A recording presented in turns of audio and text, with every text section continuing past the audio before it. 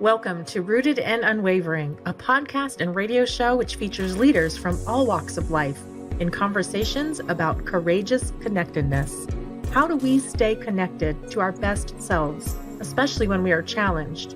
What becomes possible when we truly stay committed to our own and others' greatness, also when we don't feel it? Join host Hylke Faber, transformational coach, facilitator, and award-winning author of Taming Your Crocodiles, and his guests as they explore leadership greatness in today's episode of Rooted and Unwavering. Welcome to Rooted and Unwavering, where we talk with leaders from all walks of life about how do we stay connected to our innate potential. I'm your host, Hylke Faber, and I'm incredibly grateful today to be here with my guest, April Hernandez Castillo. April, how are you today? I'm fantastic. How are you? I am really well. I am so grateful to see you. I'm going to introduce you in a little bit more and have a conversation with you. But before we do that, I want to have all of us listeners gather in the intention of this podcast so we can listen from that place. This is episode 48, and we've been listening to 47 stories of leaders so far about what it takes to be connected to what's most important to us. And as human beings and as leaders, we are being torn into all kinds of directions. Our time and attention gets pulled in different ways all the time. And it requires intention and a real commitment to stay focused on what's most important to us. And that's a very deep question. Like, what are we? Mm-hmm. What are we here for? The question often leads me to presence and love and listening, stillness, compassion, curiosity. What are we at essence, and how can we lead from that place? And to me, that is not something that is our fallback position on autopilot. It is the place where we take a stand, because our fallback position tends to be our survival ego brain that wants to do things that have nothing to do with our best selves. So that's the conversation we have. So as you listen, I'd like you to sort of listen to this conversation as, how can this help me take my seat, take my stand for what's most important to me as a leader, as a human being in all ways of life. So today we're here with April Hernandez Castillo. I met her first as a viewer of a movie that had me to tears called Freedom Writers, where April portrayed Eva Benitez in this beautiful movie about, what I recall, were gangs in the Los Angeles area that somehow in school found a way, under the spirited guidance of a teacher, to see each other as human beings and come to the line basically of what united them.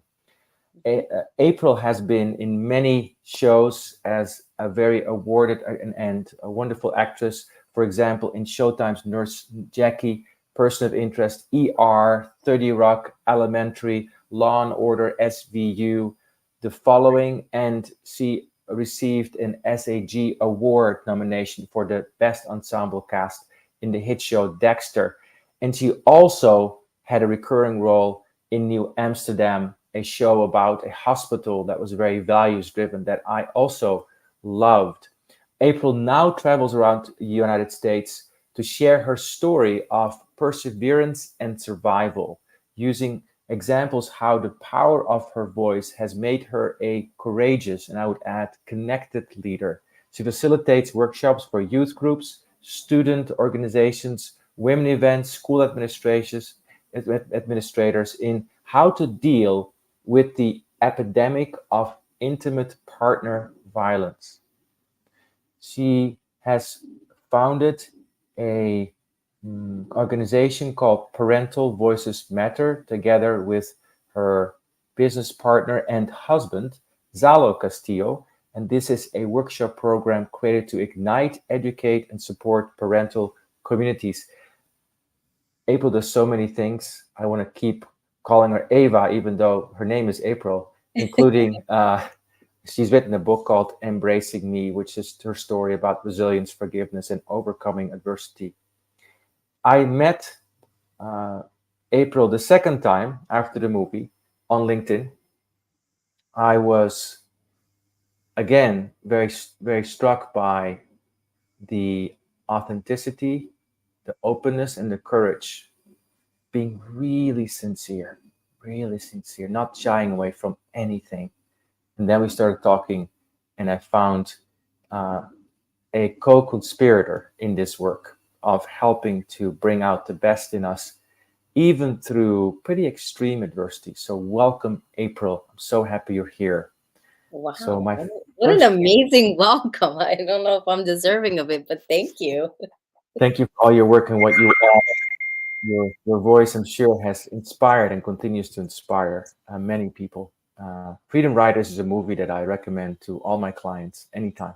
So thank you for Wow. that. Oh, Thank you. That's the movie yeah. that it's the gift that keeps on giving, which is always amazing because I feel like the movie is really old. And I feel older when I have people say, "Oh, I watched you when I was a kid or I was in high school." And I'm like, "Oh my gosh." I feel so old. But then they're like, "But you still look the same." And I'm like, "Well, thank you, darling. Thank you." Uh, Yeah. that is true. That is true. So, in your life and leadership, April, what have you learned about connectedness? Tell us about that. Hmm. I was thinking about what we were talking about and what has kept me connected. I feel there are two things, three actually. My faith, the ability to be transparent, and also the people I surround myself with. Mhm. Those three things constantly keep me grounded. They keep my ego in check all of the time. Um, because I'm an artist, I'm a creative, right? So we have to sometimes tap into that ego because that ego gives us the ability to do things and try things that maybe just normal April might not do or have the courage to do or say. But I also believe the power to be transparent has been life changing for me. It changes in how I am on stage when I'm delivering a keynote, whether I'm facilitating. I just feel like when you can come with all of the things, and not everybody is going to hear or know all about my life, but there is something that I'm not afraid to share at all. Mm, And mm, I also realize that that's not easy for many people. And mm, in leadership, we have the ability to really speak into people's lives. We mm, have the ability to look into someone who's working for us or doing the work and see the potential of greatness that maybe they don't see.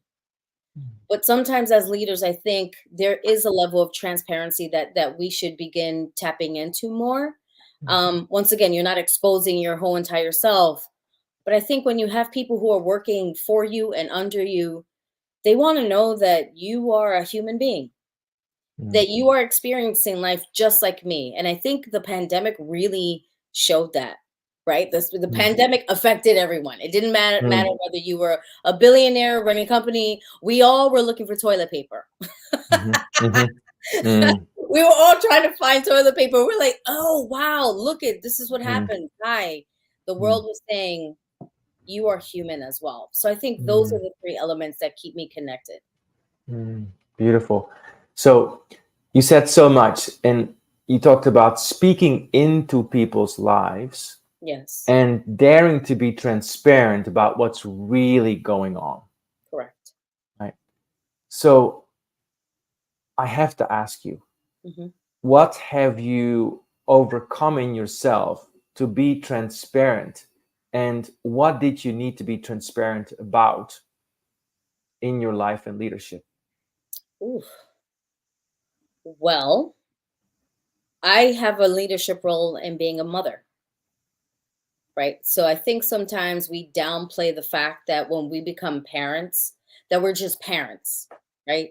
We're here to just get our kids from point A to point B. But when you understand that parenting is one of the most profound roles that you can play in. Your home becomes your company. You are the CEO of this company that you are trying to run the best possible way. I had a really hard time accepting motherhood. It wasn't something that ever came easy for me.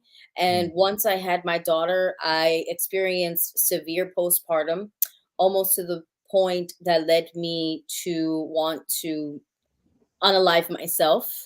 And so I walked into the bathroom and I had a bottle of Percocets in my hand, and I did not want to wake up because of the depression that I was experiencing.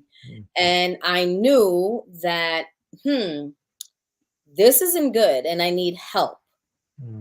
And so I had this moment of like, I have to get out the bathroom and I need to go to my therapist.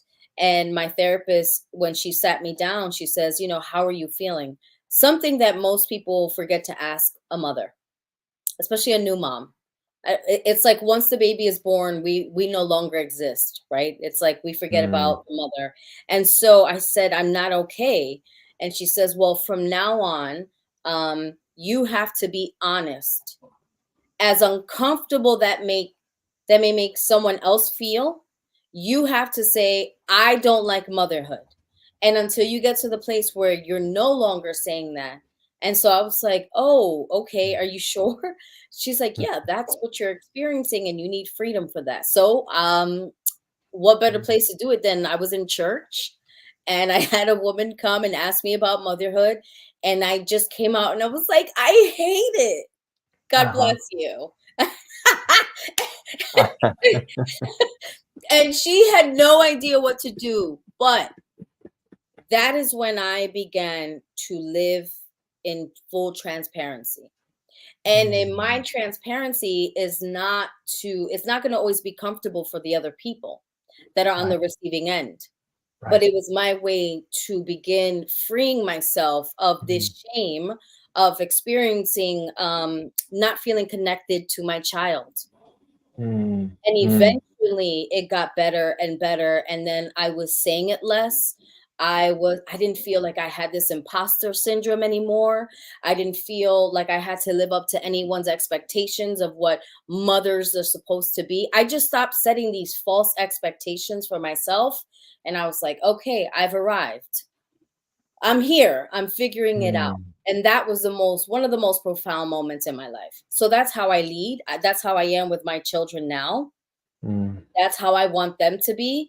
When I need to ask for space, they never take it personally. They don't feel like mommy doesn't love them. They understand, oh, when mommy has her space, she's able to be a better mother.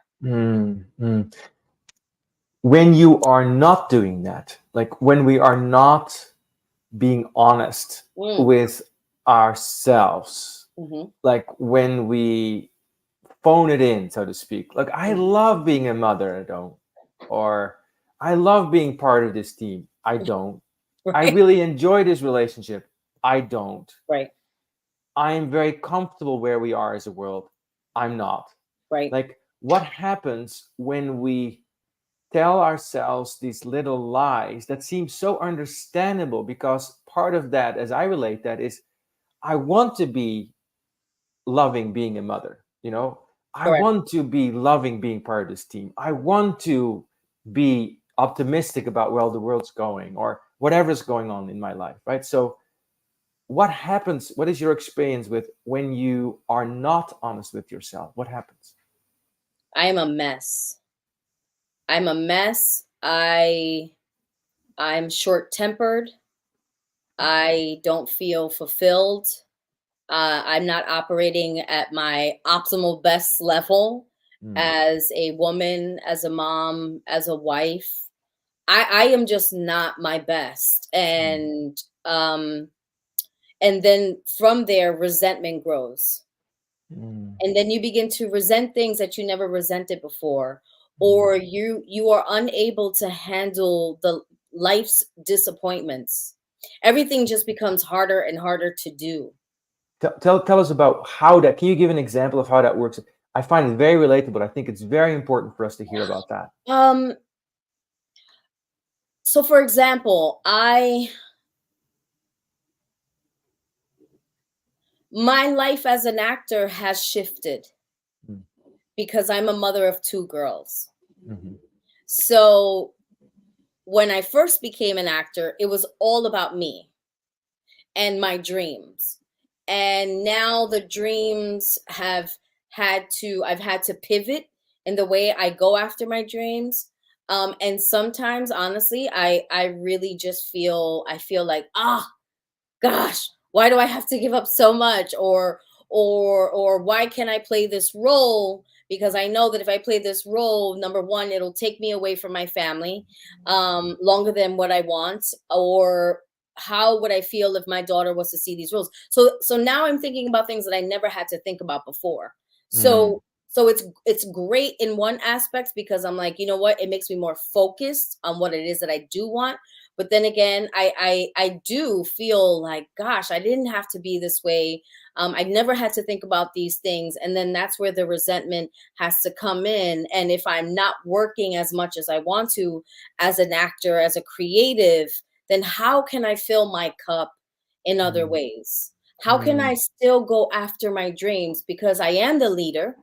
I am a mentor to 2 beautiful young ladies. So I have to show them that no matter what, you should never stop pursuing your dreams. It just Mm. has to take a different route. Mm.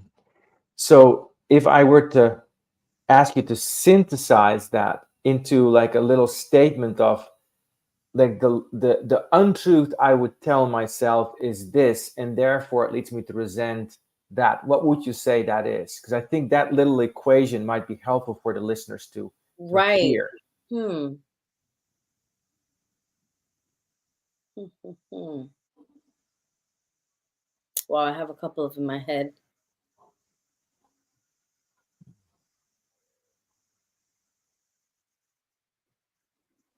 When I don't pour into myself, it's hard for me to pour into others. Right. Right. When it's what you know, and I think culturally as well, we are we're always givers and givers and givers and givers, and that is something that you have to undo. So for whoever is watching, when you come from different culture and you're all about always drinking last or eating last, that can spill into how you work, because once again, everyone else gets the best. But when I am not able to, you know, pour into my dreams just fully, like just so present without anything else, that's where it definitely becomes dangerous, right? Like that whole saying, you Mhm. can't pour from an empty cup. Yeah. And Yeah. I think women, we try to balance being executives, and you know, can we have it all? Is it possible to be as present for your employees when you're dealing with your child who is suicidal, when you're dealing with your child who hates you because all you do is at work? So now there it goes, that sacrifice that we find ourselves making of, I can't be all that I want to be because I'm losing my family, but then I'm everything to my family and I'm losing myself Mm. professionally. Right. And, Right. Right. and I think more women, as much as we like to try to show that we can do it all, we really cannot. And I So, have yet mm. to meet a woman who has it all. And if she's out there, please call me because I want a lesson. I want you to teach me the way, because I just go like, man, there's days where I am kicking ass. Like I'm like, ooh, I sent this email, I closed this deal, boom, I'm working out. And then there are days where I just go like, oh, I haven't done anything for myself in like 2 weeks. Now I'm feeling angry. Mm. Now Mm. I'm not feeling now I'm not feeling connected. Now I feel disconnected, not only to myself, but to everyone else. Right. Right. So part of that is becoming really honest about Very honest. what is it that's really going on, Yes. so that I can address it. Yes. But So, it's hard. It's hard because some people don't want to face themselves. Some mm, some of us don't want to face our past. They don't mm, want to face maybe a boss who's treating us in a way because you know we're terrified to lose our jobs. right. So you're like, well, I'd rather not say anything. Right. right? I Right. don't want And to say anything to my kids because I don't want them, I don't want to hurt their feelings. Like now we're in a space now where we're scared to hurt our kids' feelings, and I hurt my kids' feelings all the time. I'm like, I don't have time to be fake. I'm going to let you know what it is, and we can talk about it. But I realize that not a lot of people can operate that way. mm, mm. So when your therapist was asking you to be honest, Hmm. right? And going back to this, I hate being a mother. Mm. How did that transition happen? Because you didn't stay there. So how did that change? What happened? It was that moment in church. It was hearing her. She gave me the permission. Mm, It was as if I needed permission mm, because I didn't know of anyone who was experiencing this type of depression. And so the shame that comes with it, the embarrassment, all of mm. those things that you're just like, wow, I don't feel happy. I should be he, I don't know how. I mean, I'm an actor, but I'm so bad at faking it. It's Right, so crazy. right. At faking it in my real life. And I think once she gave me that permission to say, no, this is how you take your power back. This is how Mm, you begin gaining control. This is how you slowly begin connecting back to the old April. So it took an entire year for my hormones to actually go back mm, and sort of feel like myself. mm, But it really started when she said, you can do this, and you have to do this mm, if you want to survive. mm. Because there were I times, I'm sorry, go go ahead. ahead. I feel really the sense of I gave myself I gave myself permission Mm, to be exactly where I was, and I was not stamping down what I was not. Like I was not denying who I was not, because that's a yeah, whole other layer of suffering, as opposed to saying, this is where I am.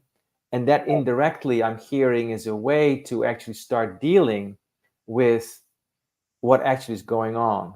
In a program that I'm part of, we have this little saying is, I am responsible for my own pain, for dealing with my own pain. So it's mhm, like when I deny it, there's also no way to deal with it.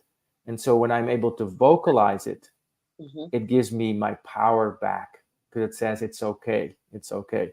Tell us about the value of sharing that with people around you, because I understand the admitting it to myself, Correct, saying, I'm not feeling this or I feel this. right. What is the power of sharing that, for example, with a woman in church, or with your children, or with your husband, or maybe with your colleagues on the set, or wherever Right. you might be?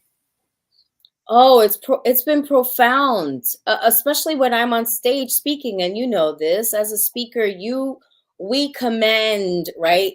If you know what you're doing, we command the stage for an hour. People are there to receive something. They want to be moved. They want to be impacted, and especially when you're working with the youth, they know if you are full of ish, if you know what I'm talking about. Mhm. I'm gonna keep it clean. They know if you are not real. They know if you care, if you don't care. They know just on how you speak and how you present yourself on stage. And I think even, I love when I get to actually speak to adults. Sometimes they're the tougher crowd because adults think that they have it all figured out. Mm, mm. And I think what you're actually giving to me is the permission to not have it all figured out. Oh, no. Right?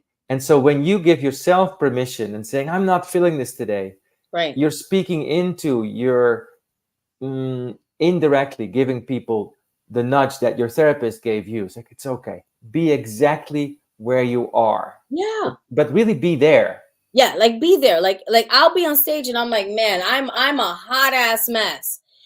And and for some reason I always get a laugh out of it, but it's like, wow, she looks like she has it all together. She has these credentials, movies and all this, but I'm like, yeah, but I'm figuring out life just like you all. I'm just not afraid to say it. Mm, I'm not afraid to make fun of myself. I'm not afraid to show you the pain that I've been experienced, because in order for you to understand my purpose, you have to understand the pain that I've experienced. For you to understand my purpose, you have to understand the pain that I have experienced. Yes. I'm going to stay with that sentence for a second. Yes. To even make it a self-reflective statement, saying, for me to understand my own purpose, I have to understand my own pain. Tell us, April, why is this true for you? Can you tell us more? Can you unpack that a little bit more for us? Like, tell us about your pain and tell us about your purpose. So even with my pain in becoming a mother wasn't necessarily the postpartum. The real pain came from, will I ever be a good mother? Because I had a tumultuous relationship with my own mother. So that's where the real pain comes from. This underlying fear that I would repeat the cycle of being emotionally unavailable to my children, because that's how my mother operated. Will I operate in silence because that's how my mother operated? Those were her abuse tactics as I was a child, where she would remove herself and hide herself. And then I would see and witness my mother suffering in silence, the trauma of silence. Would I repeat all of that? Do I have the ability to give when my mom just gave me just enough? That's where the real pain came from. But now that I have been able to identify that, I understand that pain very clearly. Now I have chosen to be the complete opposite of my mom, while still, I mean, I'm my mother's daughter, right? I'm her twin. I'm still tough. I'm still sarcastic. I give tough love, but I do it in a way that I wish I had it. So now I'm operating with intention and purpose of what I want my daughters to walk away with. That, hey, I'm not the mom who's gonna stand and make, like, I'm just not. I'm not like a cookie cutter mom. I'm just not that. But I'm the mom who will never miss a game. My mom never went to any of my games. I'm the mom that will constantly celebrate you. My mom never celebrated me. So now my purpose is so clear. I've been able to break all of those cycles. But when you're breaking cycles, it's never pretty. So tell us about that, because you make it sound like, well, No, not quite, but you could hear it as like, okay, so I no. moved through this and now I'm doing this. No. So It's tell not. us about that, Yeah. because it's like I'm going from this place of pain and suffering as a child, and I realized I didn't want to repeat it. How did you move through that, April? I'm still moving through it. Yeah. So what helps you with that? Therapy. I was with my therapist at the beginning of the year. I did like about up until April, because I just was like, my gosh, there are still so many things. You know, my mother passed away 7 years ago and I'm still grieving. That grieving will never go away. It just goes into stages.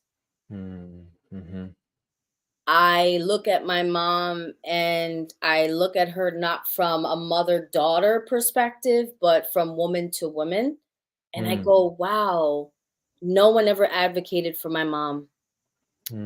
No, I try my best to see her through eyes of compassion and empathy, which is how many leaders should operate. Because every employee or everyone who's working under you or for you, they all come with their lives. They all come with pieces of brokenness, and they're trying to do their very best. And as leaders, you have the power to have impact, either negative or positive. Mm, mm. And We're going to how take a do break in a moment. I'm oh, going to yeah. interrupt you for a second. We're going to take a break in a moment. And I'm so struck by the power of what you're saying I continuously work through this.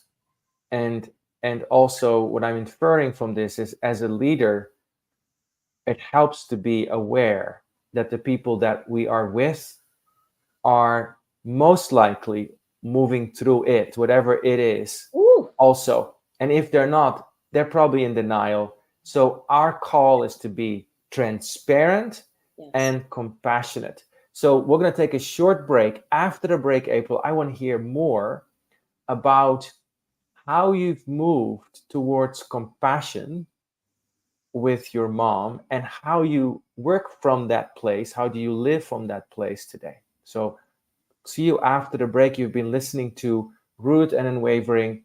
Our lovely, tremendous guest today is April Hernandez, wonderful actress, speaker, and warrior of the heart. Thank you for listening. You are listening to Rooted and Unwavering, presented by Growth Leaders Network, the leadership, team, and culture development company. If you would like to learn more about working on connectedness for yourself, your team, or organization, please contact Growth Leaders Network on LinkedIn. And now, back to the show.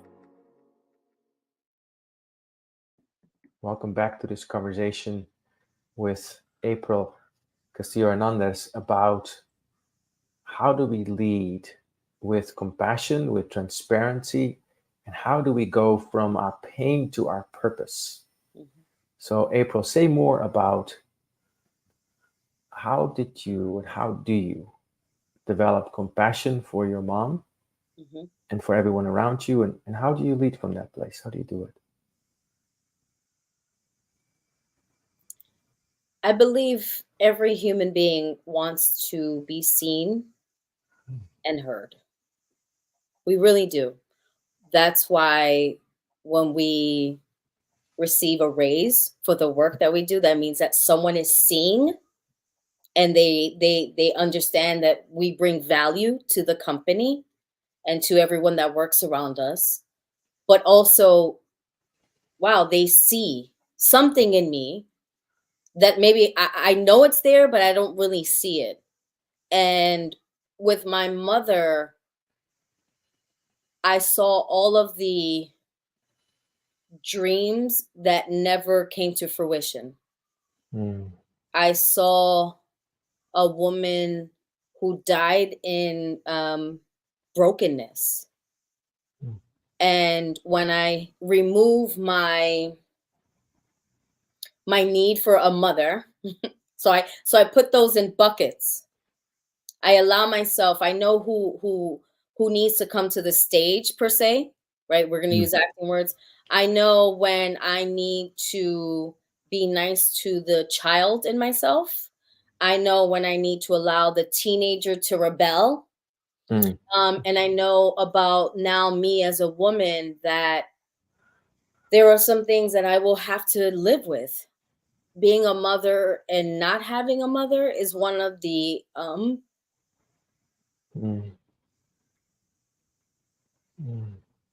Thank you. Yeah. Loneliest journeys you can be on. And yet profound at the same time. It's tragedy and beauty at the same time. It's you know, I had my daughter, which I gave life, and yet my mom lost her life. And those two things, it's like a Shakespeare movie. It's all of these things, all of these crescendos and colors and all of these things where you're trying to figure out, wow, how do I do this life without the person who sort of gave me my identity? And now I have to create one still operating in many pockets of my life of wanting her and still operate with compassion, not only for her, but for myself. Because I think we're great at like giving compassion and empathy for everyone else. But when we come to ourselves, I'm very hard on myself. And so it's like, no, just chill. Like you're figuring this out. And your kids are okay. Like they love you. They tell me all the time that I'm a good mom, but still I have that thing in my mind, like, am I good enough? Because that's my mom. She always made me feel like no matter what I did, I was never good enough.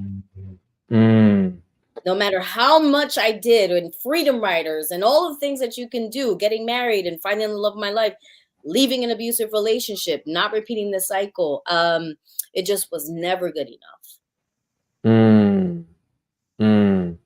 So compassion and empathy constantly are how I have to live my life. So let's say your mom was listening today. And who knows like how that all works. Right. But let's say she was listening today. Let's say that energy is listening today. Right. In whatever shape that takes. Whether it's your mom, whether it's somebody like your mom. And there's many people like that. What would you want to say to them today? What would you going to say to your mother? Wow. This is like deep.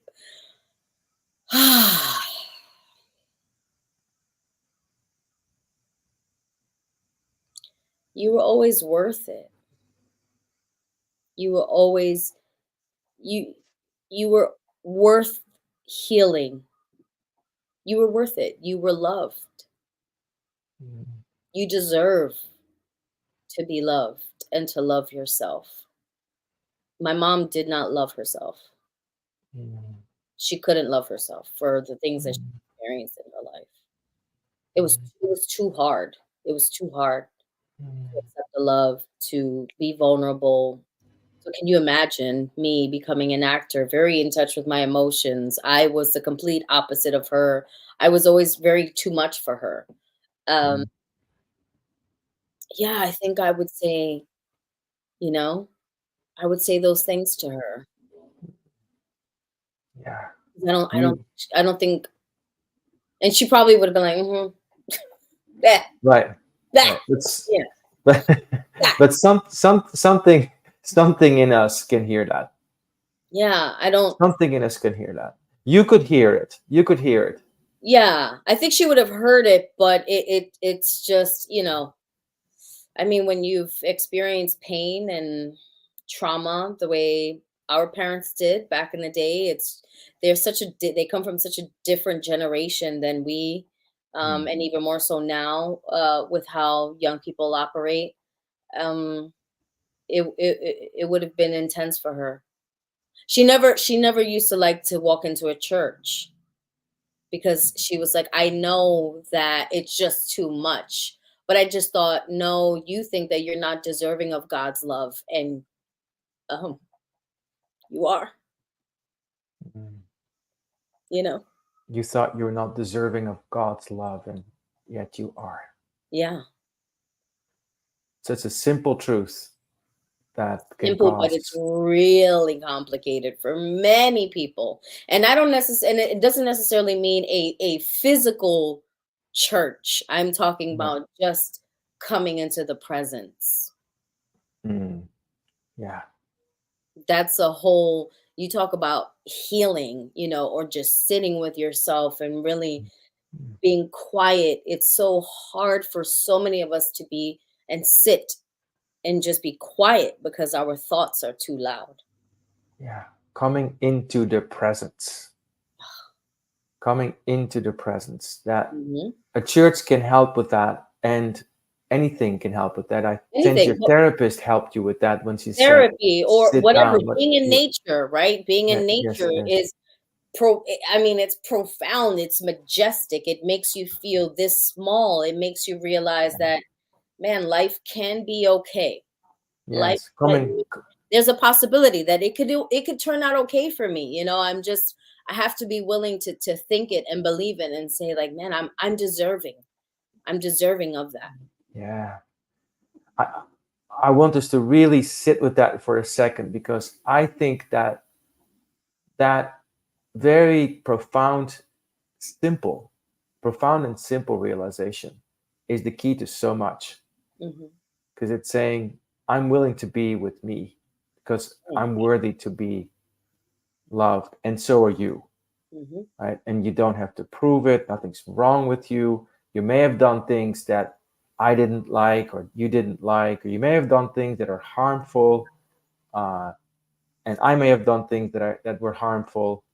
We probably did. We're human beings, Mm-hmm. and at the same time, that's okay. That's okay. We are loved. We are loved. That's the most important thing. If I feel loved, if I feel safe, if I feel I can bring value, and I know that there are so many different types of leadership, right, and how people lead. Some are very grounded, and I feel like I can come to my boss and share with him anything. And then there are some that are very just vision driven, mission driven, quotas, numbers, right? But I don't know if that's not the world we're living in anymore. We're coming into a place where now you're having more and more people understand my mental health matters more than this paycheck. Amen. My mental health pays more than my paycheck, is more important than my paycheck. It's at this point, especially because of COVID, my people were like, "Oh, I can actually like I can do a job and I don't have to feel like I'm losing my life." Mm-hmm. So now how do we find that balance? Obviously, you can't just you cannot lead with emotion, but that doesn't mean that you can't have emotions. Right. It's all welcome. It's all welcome. It's all welcome. Yeah, you can't make an emotional decision if you're leading a company, but you also have to, I mean, look at I was just having a conversation with someone yesterday. Look at Mark Zuckerberg. He's Mm-hmm. had a tremendous like this change, this physical change. Now he actually looks cool. Now he looks approachable. Now he's in jujitsu. He's hanging out with Dana White at the UFC. His hair, he looks like the young guys in high schools now. He's wearing baggy clothes. Something happened to him where he probably realized, like, so many people hate me. I can't operate like this anymore. Look at Jeff Bezos, how he started, right? When you see those videos of him doing Amazon in his oh my gosh, what is that? His parking garage. Now he's bald. He looks like a playboy. He has a Latina wife, like something has shifted where I can't seem so untouchable. If I want people to work hard for me, I cannot seem like I don't have an emotion, because people are going to they're not going to give me their all. We're all humans, and we should not forget that. So in your work and in your life, I sense that's what you give people the freedom to. Like the freedom to be with themselves, the freedom to be honest, the freedom to be honest with each other. Yes. The freedom to be approachable, the freedom to be human, the freedom to be themselves.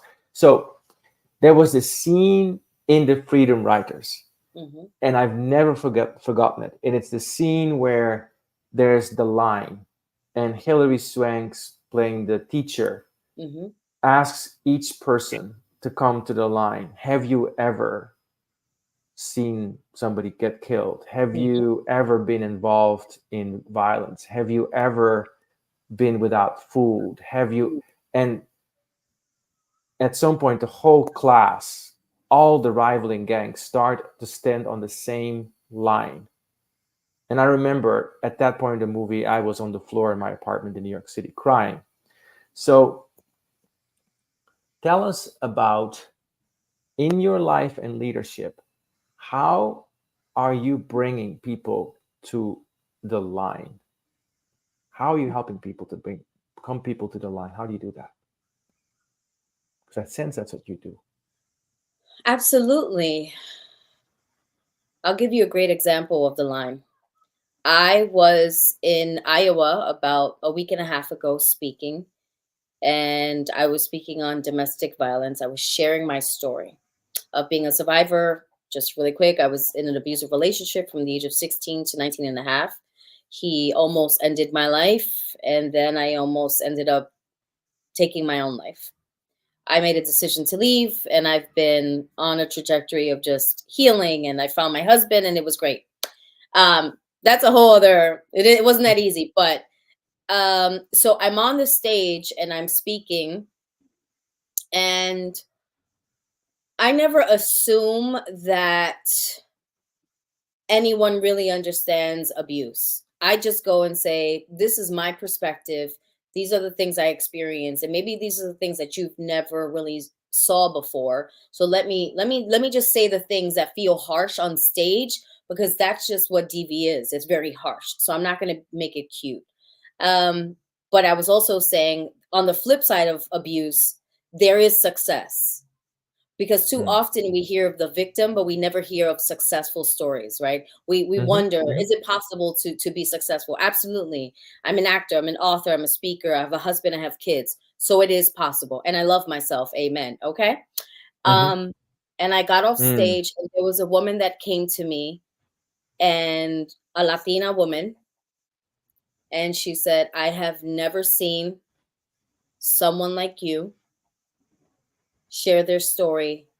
I've been working in DV for 22 years, and I've never shared my story, meaning hers. So the line was that she saw someone that looked like her, that brown. Oh, wow, I'm connected to her just off of that. Wow, look at her last name, Hernandez Castillo. You don't get any more Latina than that. But look at a woman who DV, intimate partner violence, almost took her life, and look at how she's using her voice. And she was like trembling, talking to me, and she goes, I've never shared my story. And I was like, girl, you have to share your story. You have to. How are you listening and helping people, women, for 22 years, but you've never honored your story? When we don't share our story, we don't heal from it. Whatever we don't reveal, we will not heal from. Right. And that was the line. Beautiful. We came together without even knowing. Yeah. And now she was like, I'm gonna share it. And I was like, yes. You have to. So what happens in the sharing? Because you do this as a keynote speaker, you do this as a mother, I presume you do this as a spouse, I presume you do this as a friend, as an actress on the set. You do this right now. So tell us, why is that so important? Because I can imagine some people thinking, yeah, okay, but I've written it in my journal, and that's enough. What do you say about what is the power of sharing with each other? What happens? Oh my gosh, freedom. Freedom in a way. I love journaling, but it also still feels very safe, very no one needs to know. It's still mine, right? Like I can still hide in it. Yes, I'm releasing it, and I get it. Everybody's in a different stage of healing, of coming to themselves, but there's a reason why there's power in words. When you actually give your pain a name. No, I was violated. I was sexually molested, not, Mm. oh, I was, touched. No, I was sexually this, or I was hit with this, or, my mom. When you put it into words, you give it a form. And then when you give it a form, then you just release it. And Mm. there's freedom that comes from it. Had my therapist, if she didn't tell me, you have the permission to go and say this, I Mm. would have still, maybe what if I would have tried to commit suicide again? Or what if I would have stayed? I would have died. I would have spiritually died and not been able Mm. to fully function. So Mm. when words are powerful.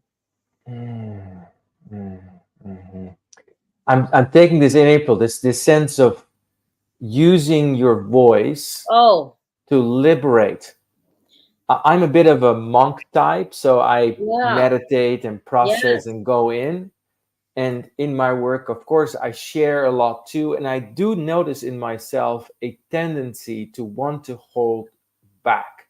And the reason is that I am concerned about how it will impact other people. Mm. So tell us about how do you work through that? Because I could imagine you're sharing these stories about the abusive relationship you had with an ex-partner. You're telling the story about the abuse you got from your mother. Mm-hmm. How do you, saying it very bluntly, square that with respect for your mother and for that other person while you're healing? I want to know about that because I need to hear about this. I think when I'm sharing with my mom, I always set the stage and I Mm. say, what you are about to hear, I give a disclaimer. What you are Oh. about to hear is not, I'm not bashing my mother. Mm. I want her voice to be heard. I want her to know that now her daughter is advocating for her. And Mm. whenever I speak, I feel like I'm speaking for my mom and saying all the things that I know that she probably would have wanted to say. So you might hear some things that might sound harsh, but it really isn't. But you can't sugarcoat when you've experienced trauma. Mm. You there's some things that we have to say, but you also obviously have to know your audience and when to say it. I mean, that's just all the art of speaking. But I think when you come from a sincere place and from a place of healing, so everything I'm going through, I've worked on. I'm not on stage like, oh, I hate my mother, like Right, I, right. and I am very aware too of my power and of my words, and I'm never here. I never want to trigger someone because of my ego. I want them to be impacted by my words and have them look inward and then say, you know what, there's some work that I have to do. That's real power. Yes, yes. So I hear you say about I speak to Yes. also for my abusers. Yes. Because what I want is I want their true voice to be heard. And I'm Mhm. filling in what I understand about that, which Yeah. is by being able to name what they are not, Mhm. even though they may have done it, Mhm. by able to name what I am still doing, even though I'm not that, I'm able to help to let that stuff go and say, that may have been, but that's not who we are. We do that, but that's not who we are. And what I'm hearing you do is, I'm not shying away from naming what we do, because if I shy away from it, it still continues. It contains you. It controls you. It keeps you from, just being grounded and connected and being able to just stand, if I can stand in your shit. Right? Like stand in it. Don't stay too long because eventually it smells. But if you are able to just stand in it and then own it, right? And I told one of my friends, I'm like, you have to face it, you have to feel it, and then you have to free it. Mm. Mm. I used a different word, but I'm gonna keep it clean. but still works with 3 Fs. Yeah, Face yeah, it, yeah. Face it. feel it, and free it. You got to face it. Finally, face it. Look at it. Look at it in all ways. And that takes years. That could take a day. That can take years. Face it, right? Mm. Mm. Feeling it. Mm. So facing it is ownership. This is how we Mm. become transparent. I got to own it. What Mm. responsibility, unless you were a child but I'm talking about as an adult, eventually, how can I work through this so it doesn't control me anymore? Then you got to feel it, meaning feeling allows you to embrace it. You feel it. You know what? I'm angry. I'm angry that my whole entire life changed because I had a child and I knew. I'm angry. I feel bamboozled. I feel this. I feel that. Whew. Okay, now you have to free it. That takes probably the longest. And how do you free it?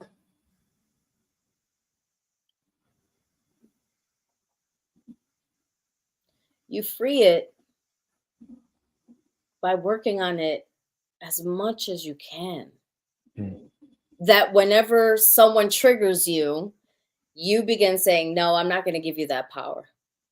Because typically I would probably tell you off but no, I'm not going to do that anymore because you don't have power. And I'm not going to allow you to treat me or make me feel that way. That's how you begin to free it. You free it by surrounding yourself with new people. You free it by reading books. You free it by saying, I no longer allow my past to defy or to deny me of living the life that I want. I know that past is there, but I'm choosing now that I'm going to live this way for the rest of my life. I have my non-negotiables. I have the things that I don't allow in my space that are going to bring me back to that place. And that's how you free it. You free it through therapy. You free it through your faith. You free it through exercise, through all of these things that are going to make you a better human being, a better employee, a better leader. You have to get to a place where you can free it. And let me tell you, for those in leadership, your words can impact those who are working so hard for you. So if you see your employee and they're having a hard time, just by you saying, hey, are you okay? I noticed lately that, and how can I get you to a better place?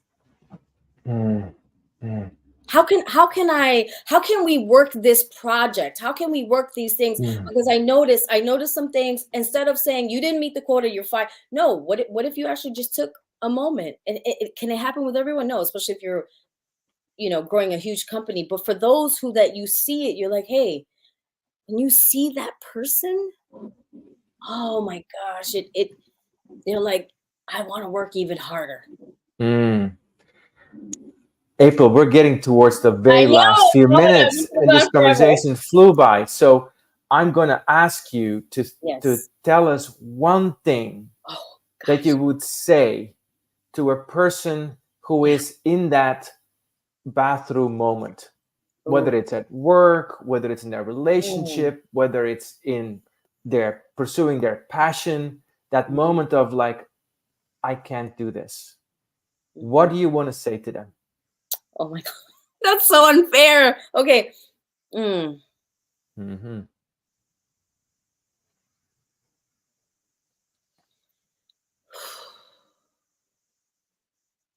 It will be okay. It will be okay.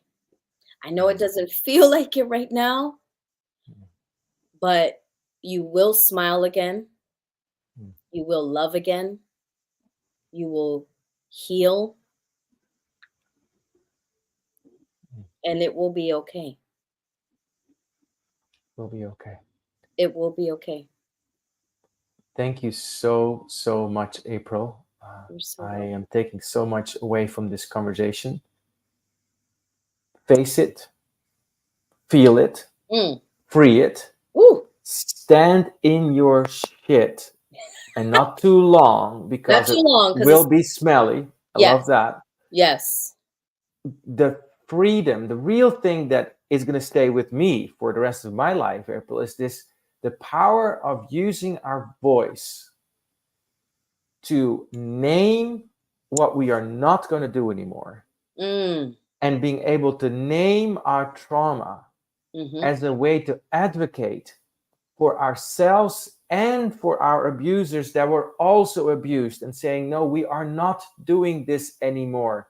And not just putting this into a journal, but actually being able to talk about it, because that takes us out of the pattern. April, it's been a tremendous honor to sit with you. Thank you so much for sharing so much wisdom, so much heartfelt pain and purposefulness, and introducing us to this field of freeing is a daily practice. Daily. Thank you so much for being with us, April. Thank you. So you've been listening to Rooted and Unwavering. We've been talking to April Hernandez Castillo, keynote speaker, actress, I would say healer, person that leads group towards their power by using their voice, by facing, feeling, and freeing. In this podcast series, if you like it, you can subscribe to us on Spotify and Apple and wherever you get your podcast. You can rewatch this. And if you like this podcast, there will be another one again live in about a week or two. I am your host, Hylke Faber. You've been listening to Rooted and Unwavering, where we help leaders connect more deeply to their innate potential. Thank you, and see you next time.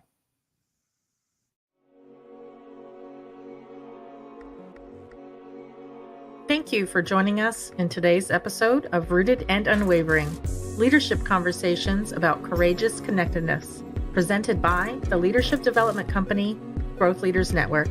To learn more, subscribe to this podcast, connect with Growth Leaders Network and Hylke Faber on LinkedIn, or read Hylke's award-winning book, Taming Your Crocodiles. Now take a moment and appreciate something that is great about you. Celebrate the gift that you are and enjoy connecting more deeply to your best self today. See you next time on Rooted and Unwavering.